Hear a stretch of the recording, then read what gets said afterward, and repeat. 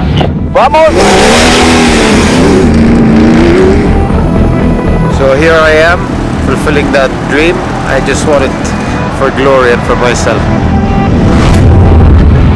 Et regarde-moi ces paysages, mon Dieu, c'est extraordinaire.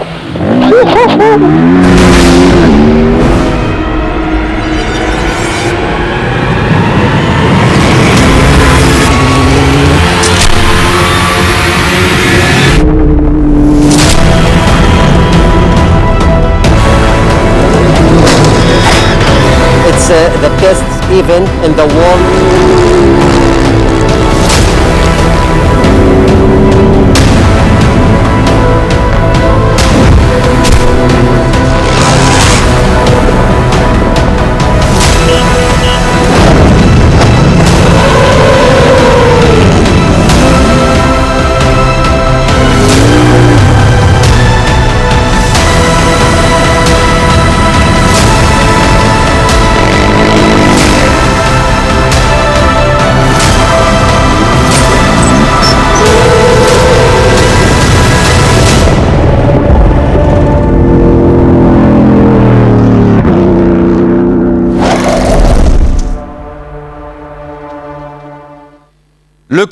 The countdown has started 34 days before the start of the greatest rally raid in the world. Ladies and gentlemen, hello and welcome to the presentation of the 2022 Dakar.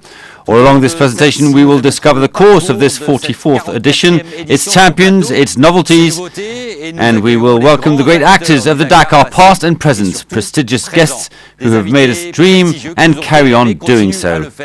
But before unveiling the secrets of this new Dakar in Saudi Arabia, let me introduce the director of the Dakar, David Castera.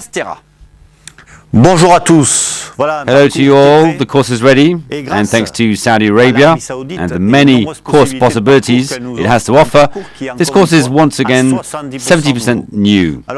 This year we wanted to offer sand, sand and sand. Under what form? Firstly on tracks, sandy tracks with far less stones, but also dunes. Every stage will offer its portion of dunes, with of course different difficulties. But sand will be the main asset of this edition. And David, other major novelties, this 2022 Dakar will launch the FIA and FIM Rally Raid World Championships. Explanation.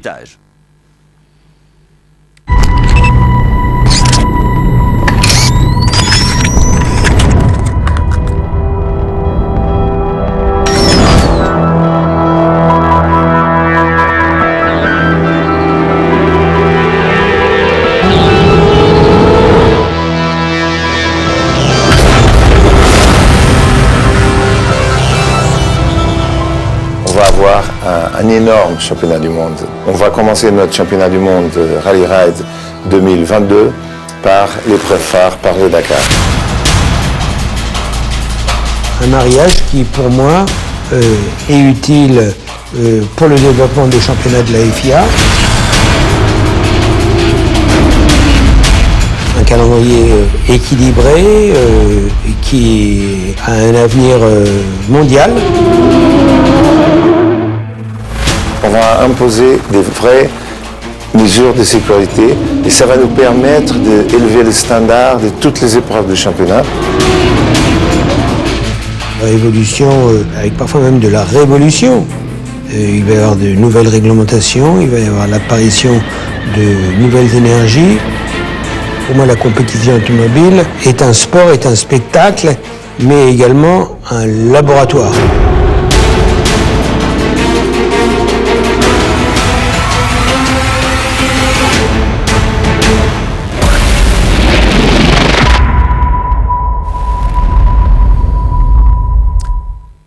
And this World Rally Raid Championship will kick off in 34 days with the first stage of the Dakar. David, it is of course great news for the discipline. Indeed, it's great news, and I wish to thank the two federations with which we worked hand in hand all along the year to prepare the new rules.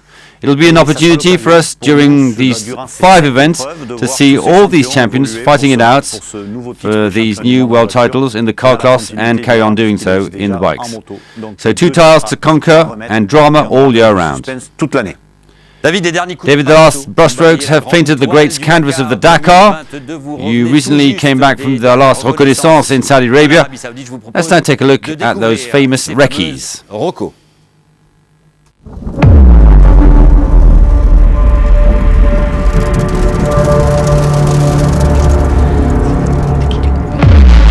Il m'apaise.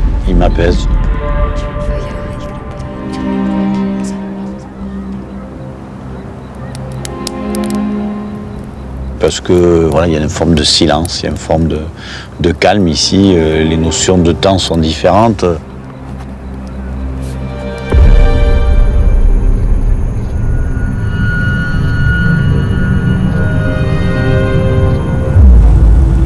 On a retrouvé cette sensation du désert, du vide, de la solitude.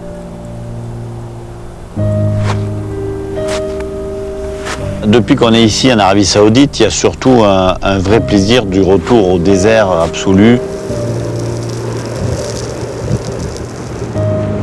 Et ça fait du bien d'avoir sa petite dose de désert de temps en temps, ça remet les choses à leur place.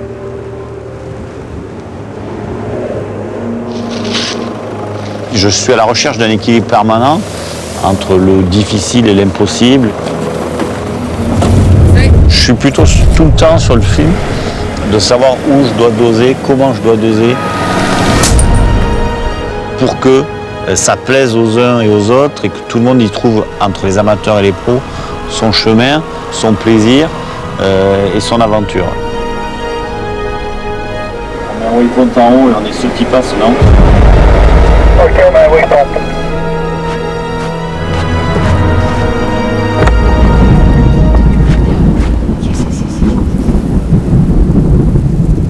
C'est vrai qu'au départ, c'est une vraie feuille blanche et on a aussi une idée de ce qu'on veut raconter au travers du Dakar qui va venir, en fonction de ce qui s'est passé sur le précédent, des ressentis qu'on a eus, de tout ce qu'on a pu entendre.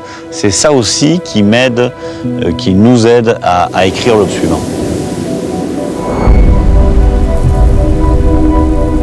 Je mets dans ma bulle, j'ai pris tous mes renseignements, je sais vers où je veux aller. Je commence à le gratter, puis je le partage après avec mes équipes. C'est quand même particulier ce qu'on fait, on est dans des endroits incroyables. On vit, voilà, on est tout seul ici au milieu du désert, on vit des aventures aussi. Mais c'est toute la journée dans les galères, les entraides, les petits mots à la radio, etc. Puis ça fait partie aussi de mon job, c'est de pouvoir les sublimer quelque part et de les garder avec moi pour sortir le meilleur d'eux et que ça, à la fin, le Dakar en sorte grandi.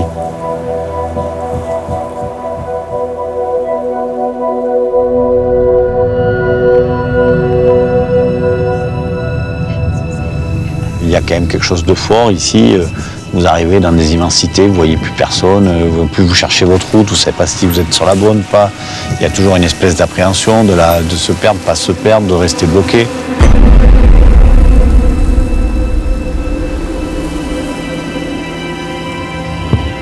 Si on trace leur allié, on ne le trace pas pour nous, on le trace pour eux.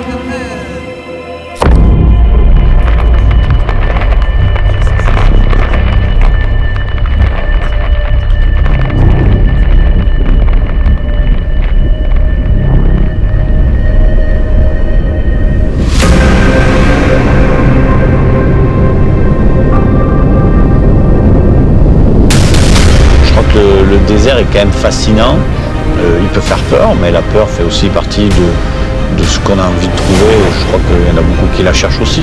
C'est une forme de se redonner, de chercher ses limites, de se repousser, de se chercher, et c'est aussi enrichissant pour tous.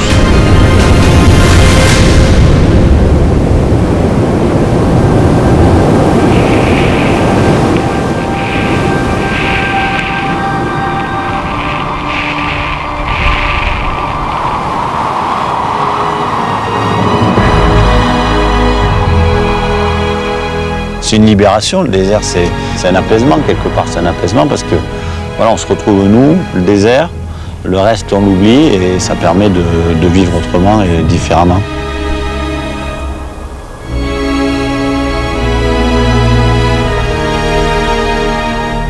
Et quand on revient, le choc est toujours terrible.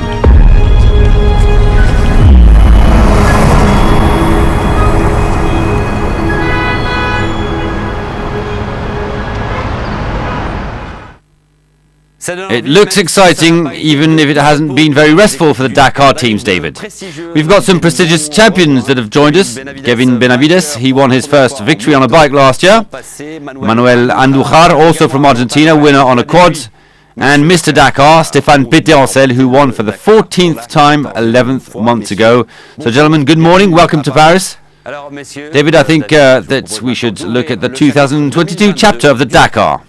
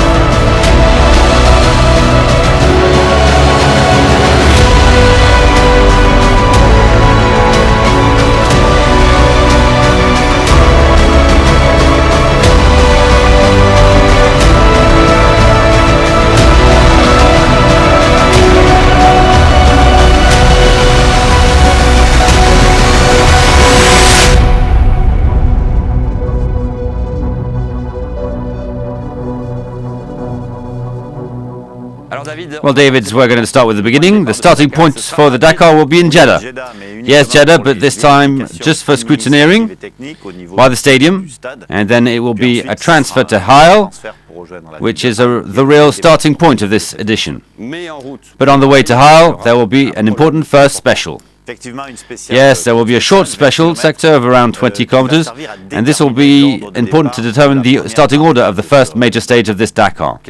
Kevin, this start order is very important for the first stage, the first real stage. It is very important for the motorbike category. And so we are opening up the race, and it's going to be the determining point. You have to be in the right position in the prologue to be able to choose the best place to start from. So now we're going to get down to the nitty-gritty. Going to talk about the first stage, 1B, a loop around Hail. This is our first loop, but we start with serious things, and the first stage with lots of sand. Not necessarily dunes, but with some beautiful landscapes and a bit of slaloming and navigation. And at the end, we have these big sandy hills and huge descents. So you have to be very careful when you get to the top before reaching Hail. So a nice first stage for this first 334 kilometers special. Second stage, Hail to Al Artawiya, a marathon stage. Marathon. Yes, already. Everybody will be surprised, but it's already a marathon stage for this second stage. A marathon stage with a lot of sand and a few dunes. We'll discover the first dune portions, and when you get to the bivouac, there will be no assistance, so you'll need to be careful with your vehicles. And cars and trucks will have to be careful with tires. You can't change wheels. If you want to change wheels, you'll be given a 5-minute penalty. Stéphane, it's already a turning point in the Dakar with the marathon stage as soon as day 2. It comes very quickly. It's always complicated because you can lose a lot of time on marathon stages. You have to take it easy to take on the following stage with a car at 100%. Manuel, it means that on a stage like that one, you have to ride at 50 or 70%. You have to be careful with your machine. Yes, at 70% to maintain a good rhythm, but without damaging yourself or the vehicle. It's only the second stage, and you can't finish as soon as possible to have your team take care of the mechanical side. So you have to be careful to reach the bivouac in good state. We continue. Third stage, Al Artawiya to Al Kaisuma, second part of the marathon stage. Yes, so we're going to go up to the north. There'll be a special in 3 parts with some stones at first, sand and dunes in the middle, and at the end it's a lot faster. A special that allows you to reach quite rapidly the city of Al Kaisuma, but we're going to ramp things up in terms of navigation. Stage 4, Al Khaisuma towards Riyadh, the capital. Heading south to the capital Riyadh, the longest special of this edition with a total of 470 kilometers. The beginning is complicated, lots of tracks, lots of navigation for the first 150 kilometers, and then you've got dunes and tracks to the finish. But you have to be careful in the first part of the special. David, stage 5, a loop around Riyadh. We're indeed going to stay 4 nights in the city of Riyadh. First loop in the east, southeast. A special that takes us into Rios, rocky in the first part. And then you have to keep energy because all the final part is in dunes. 60 kilometers of dunes with nice big dunes. It won't be easy on this loop. Toute fin spéciale, donc pas évident de sortir de cette boucle. Stage 6, a second loop around Riyadh, but west this time. The western side this time. Once again, we have a long special with over 440 kilometers. A nice special. I really like the final part with nice sand tracks in wonderful landscapes and dunes in the middle. So really a good special before the rest day.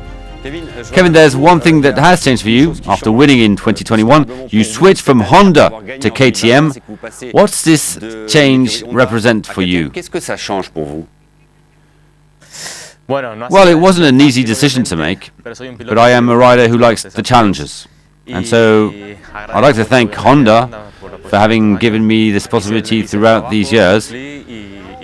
But this is a new challenge because I want to get a new victory with another team. And of course, I've always been a fan of KTM since I was a kid and since I started competing in Enduro. And so I think that the changes give new possibilities. I'm very happy, very motivated to work with these colours and do my best as always. So rest day in Riyadh, that each year welcomes a stage of Formula E. A good transition to talk about the future of the Dakar. The Dakar future has already started.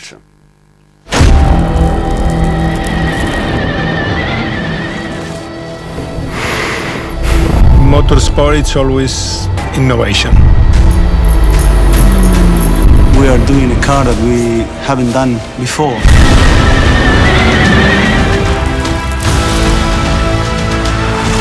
Pour aller faire une compétition telle que le Dakar et d'aller la faire en hydrogène, c'est très innovant.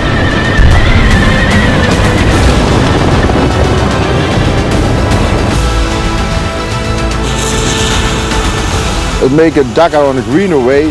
It's for the future, I think, important and necessary.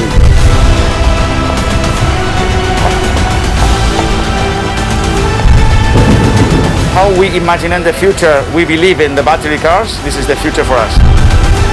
Donc l'intérêt du moteur à combustion à l'hydrogène, c'est qu'il n'y aura pas d'émissions de CO2. Un des premiers objectifs, ce serait d'être présent sur le Dakar 2023.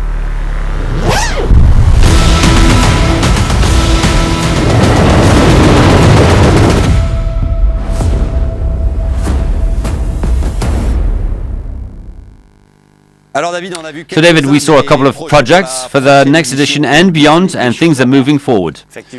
Yes, last year we announced the new roadmap for the cars of the Dakar. It's very ambitious because we're going to be moving towards the zero emission by 2030. So something very ambitious, and we can see that the first projects have arrived.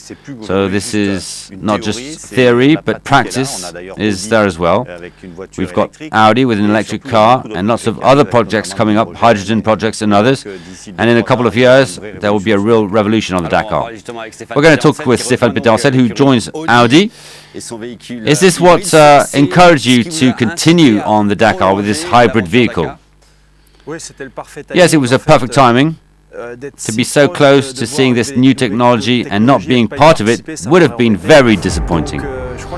So it was the moment to discover these cars and to see how they evolve, because the Dakar is one of the most complicated races for this new technology. It requires an awful lot of autonomy, and you have to be able to do 800 kilometers in one day without stopping. So it's a real challenge for Audi, and that is really interesting. We're now going to check out the course again. We've got a new guest with us, Cristina Gutierrez, Spanish driver of the Red Bull Off-Road Junior Team, Joan Barreda, Honda rider, and the winner of the last Dakar in the truck class, Dmitry Sotnikov. Cristina, first of all, you've just won the cross-country World Cup in the T3 class. You're the first woman to have won this World Cup.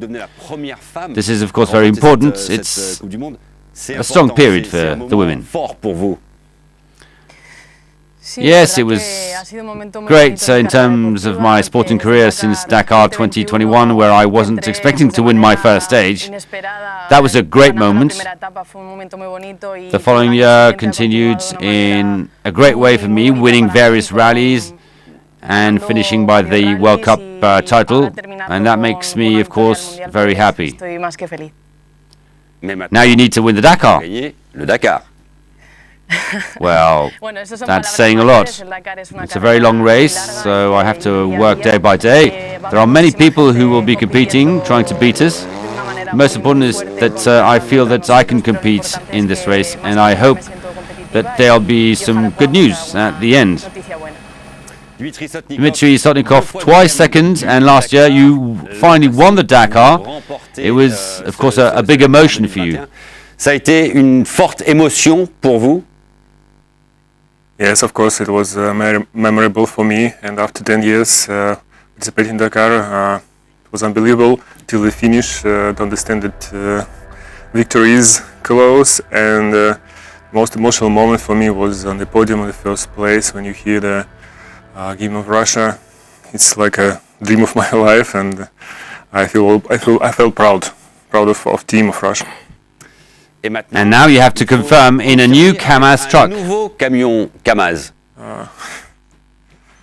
Yes, we will try to keep up our position. Our new truck present the new models from the factory, new models of trucks KAMAZ. It's beautiful. You notice the factory design, but it's really fast. And we'll have two trucks in Dakar with these models, my crew and Nikolaev's crew. Joan Barreda, 12 Dakars, another 3 stage victories last year, before sadly retiring. You are on the podium of the riders with the most stage wins. Stéphane Péterancel is 6 wins ahead of you. Is it an objective to try and beat him? Well, the truth is that it's an honor to be part of that list. Of course, I don't have the mountain of Tuareg trophies that Stefan has, but I have the opportunity to do another Dakar, and I will attempt to at least win one. I will give my maximum, but for the moment, I'm satisfied with what I've done. Let's carry on describing the program, David, with stage 7 between Riyadh and Al Dawadimi. Well, after leaving the capital, we go north, heading to a new bivouac on this edition, Al Dawadimi.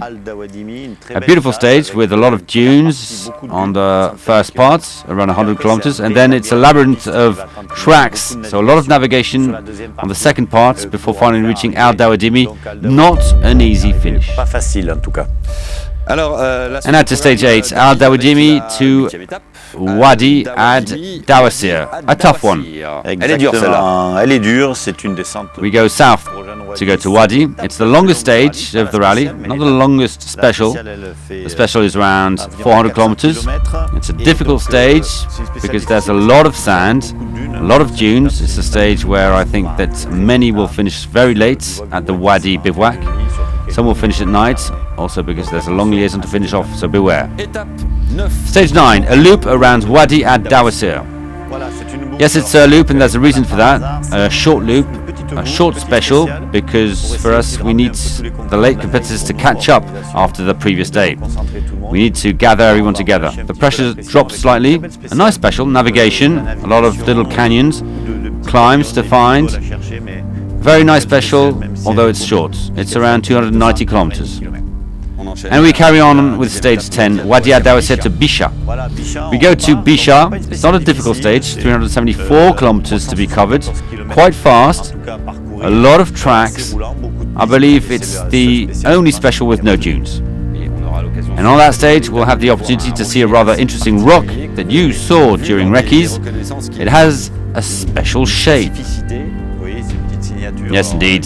Some might not see it, but you can guess there's a little car up there. A nice sign for the Dakar that goes there. Stage 11, a loop around Bichat.